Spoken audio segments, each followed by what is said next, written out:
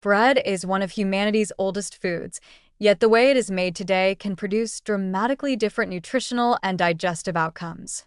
The contrast between sourdough bread and bread made with commercial yeast is not about tradition versus modernity so much as time, biology, and biochemical transformation. Both begin with the same basic ingredients, but the microbial pathway they follow determines how minerals are absorbed, how carbohydrates affect blood sugar, and how comfortably the bread is digested. At the center of the difference is fermentation length and diversity. Commercial yeast bread relies almost exclusively on Saccharomyces cerevisiae and is designed for speed. Doughs are mixed, risen, and baked within a few hours. This produces light, fluffy bread with predictable results, but it leaves much of the grain's natural anti-nutrients intact. Phytic acid, concentrated in the bran of wheat, binds minerals such as iron, zinc, calcium, and magnesium. In short fermentations, there is little time for phytase enzymes to break phytic acid down. As a result, mineral absorption from commercial yeast bread is often limited, even when whole grain flour is used. Sourdough fermentation unfolds very differently. A sourdough starter contains a community of wild yeasts and lactic acid bacteria that work together over many hours or even days.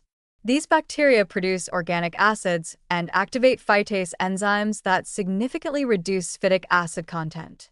Studies consistently show that long-fermented sourdough can reduce phytic acid by 50 to over 90%, depending on fermentation time, flour type, and temperature. This reduction translates directly into improved mineral bioavailability, making iron and zinc far easier for the body to absorb. From a nutritional standpoint, sourdough does not add minerals, but it unlocks what was already there. FODMAP content is another important distinction, particularly for people with sensitive digestion. Wheat contains fructans, a type of fermentable carbohydrate that can trigger bloating and discomfort in susceptible individuals.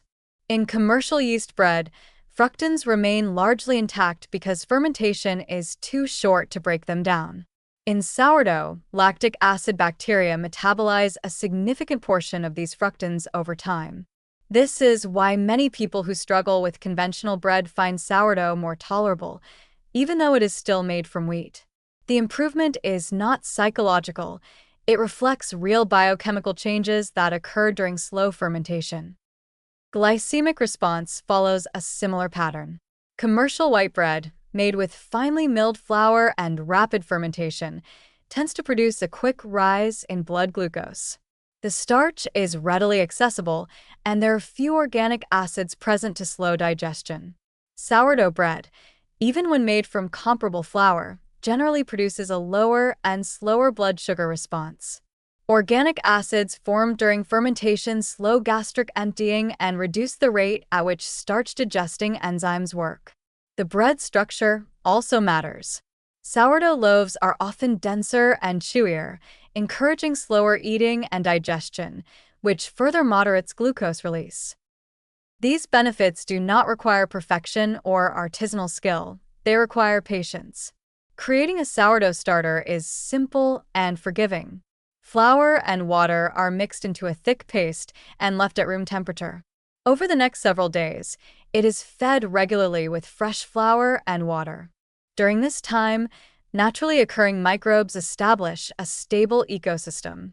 Bubbles, a mildly sour aroma, and predictable rising and falling indicate readiness.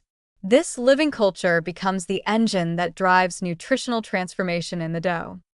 Once a starter is active, improving home bread nutrition becomes more about process than ingredients.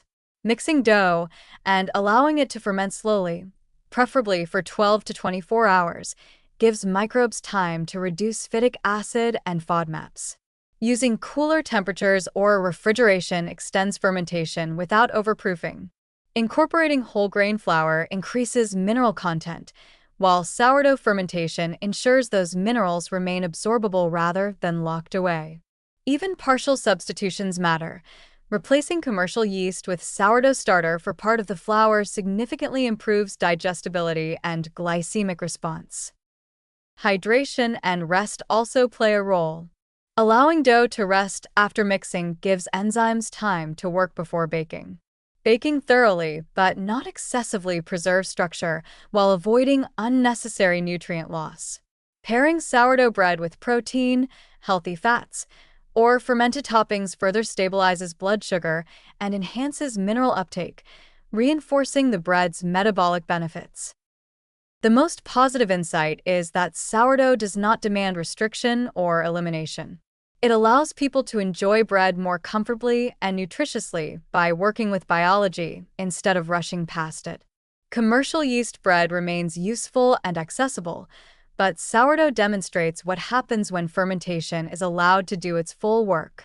Minerals become available, digestion becomes gentler, and blood sugar becomes more stable.